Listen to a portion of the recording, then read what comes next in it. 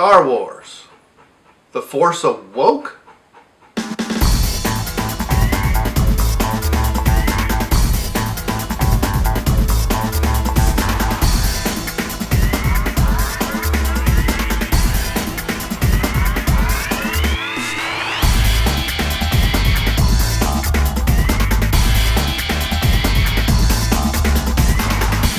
Alright, as promised, this is a reaction video. I just saw the movie. It's Wednesday afternoon. Just saw the movie this morning with my son. And in many ways, I liked the movie. And in many ways, it was a huge, and I mean huge, emotional disappointment. The music was good, although there were many times, especially with the scenes, with some of the battle scenes, with the X-Wings coming in at Maz Kanata's palace to kind of rescue people, as well as the hitting the Star Killer base. Total crap. Stuff. I liked how some of the views, but they didn't have enough interaction with the crews of those spacecraft. Somehow we magically now can, we've got, I guess subspace communications in the Star Wars universe we didn't have before. Somehow they're also able to keep track of ships in other parts of the galaxy. Never explained anything at all, which is typical of Abrams. He doesn't explain stuff. I mean, he spent how many years never explaining anything on Lost at all, which is kind of strange because the first hour of that movie was this huge car chase, like he was in a big hurry to get somewhere to nowhere, and he was in a big hurry to say nothing. Whereas in Lost, he was in no hurry at all to say nothing. So hey, maybe there's a pacing improvement.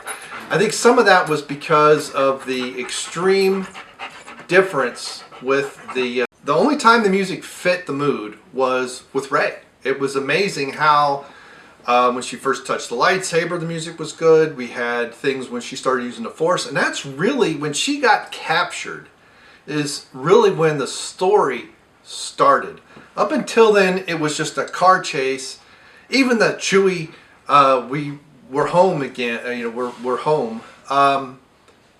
In the trailer, that line was completely different. It was a throwaway. He says it, and then they continue on. It's not even there's no pause for an emotion. He ought to be touching the Millennium Falcon. He ought to be doing stuff like, "Hey, I really am home," and Solo does none of that.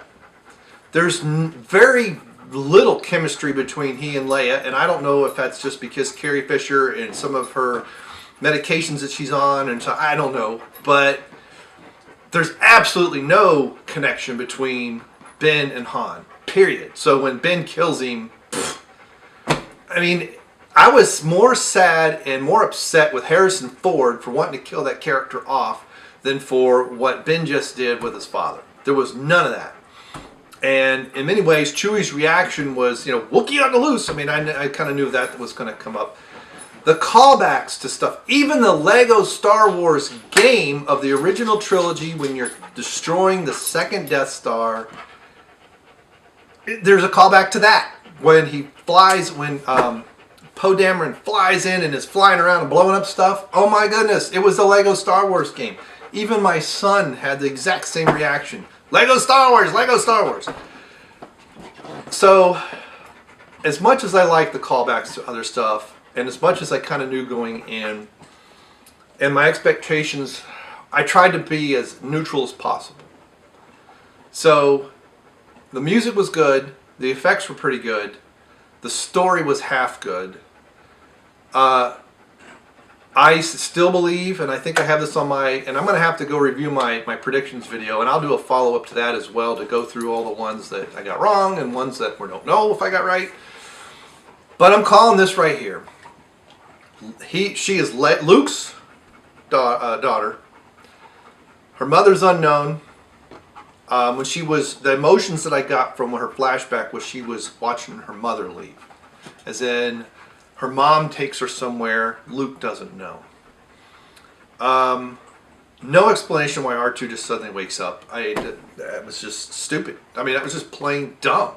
It would have been better for R2 to have been around. And C-3PO in it for, what, 5 minutes? I mean, I understand we're trying to do a new generation, but the droids are timeless. R2 and C-3PO go back all the way to this episode 1.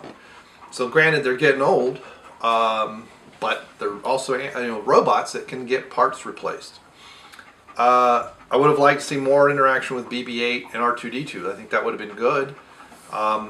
The original cast that was in it was all too much like cameos for me, and it could have been better. For starters, this could have been one where we see the stuff that's kind of implied, and Ben doesn't kill his father until the next one, so that there's actually an emotional attachment. I kind of like the idea of Han Solo and Leia have a falling out, and he goes back to smuggling and swindling people. Although apparently he's not that great at it, because he keeps getting tracked down and bounty hunters are still after him all the time. But the 70-year-old Harrison Ford, it doesn't work. He should have been more of a heroic statesman. And come on, he dies a chump. I could not believe he dies as a chump. That was just... If you're going to kill off Han Solo, he's got to go down as a hero. Yes, the pre-smuggler, the pre-New Hope Han Solo goes down like a chump in a bar somewhere. But that whole thing with his son, no emotion, no regrets. Someone should have been crying. There should have been it's flat. But Rey's performance was very good, and here's what I believe. So Rey is Luke's daughter. This is why when he sees, he's not sure who this young lady is, but as soon as he sees Anakin's lightsaber, he knows exactly who this is, and it's his daughter, period. Now, they may screw it up and say it's some other thing that's, because too many people think that, they'll go a different way in the next movie. I wouldn't doubt it. I really hope they do not put a romantic relationship between Finn and Rey. They need to be very good friends like Chewie and Han are. They need to have a bond that's extremely strong and is past any romantic stuff.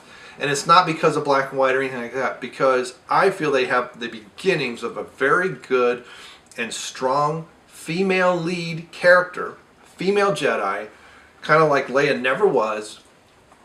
And to attach a romantic relationship there that then overpowers the whole thing, it really is going to diminish.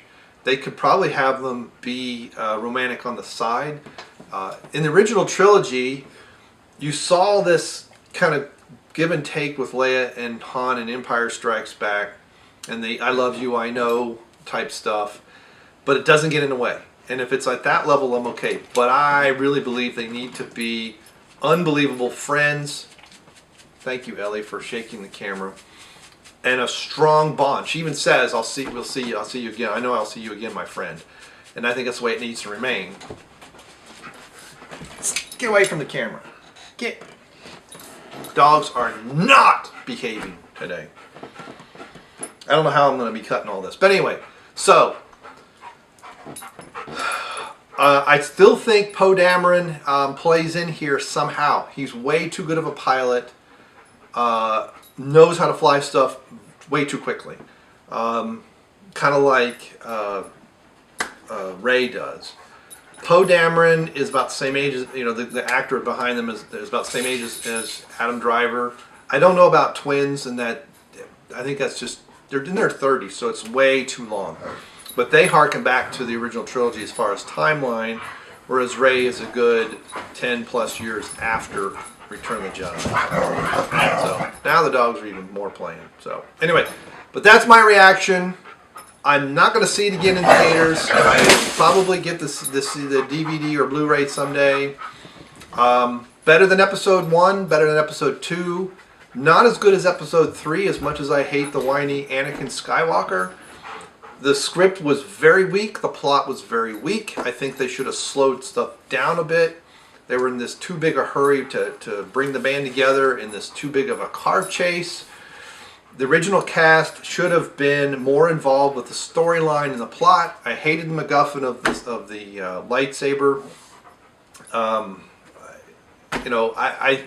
It felt to me like a lot of that stuff was concessions to the original cast, even just to get them to be there. The whole Snoke character, crap. Obviously, nobody's afraid of Kylo Ren at all. And that's, I think, part of his frustration. They get afraid of him when he starts going to a temper tantrum and starts slashing everything. But obviously, others. I mean, he's not taller than anybody. He doesn't tower over anybody else. Like Vader did. He has no menacing presence whatsoever. There's no choking. There's none of that stuff that we see Vader do, especially in Empire, where he's just force choking his admirals right and left, and none of that. We just see this. The conflict seems to be that he can't be as powerful as his grandfather. That's the conflict. It's not a light and dark. It is, he's afraid he can't be as powerful as Vader. And there's stuff that were in the trailers that weren't in the movie at all. Whole scenes, whole lines. I don't know if that's a cut or if that was just Abrams just throwing red herrings in. There's certain lines in some of the trailers I saw that would have been better than the lines that were in the movie. I really hope this is just the first team coming together and finding their voice, and the next one's going to be better. Because this is weak. It's like I said, it's not as bad as most of the prequels. It doesn't hold a candle to anything in the original trilogy. It was just a callback to everything in the original trilogy. No one-liners. Everything is taken. Anything of memorance in this movie was taken out of the original or the Lego Star Wars game. I mean, the trench run was garbage.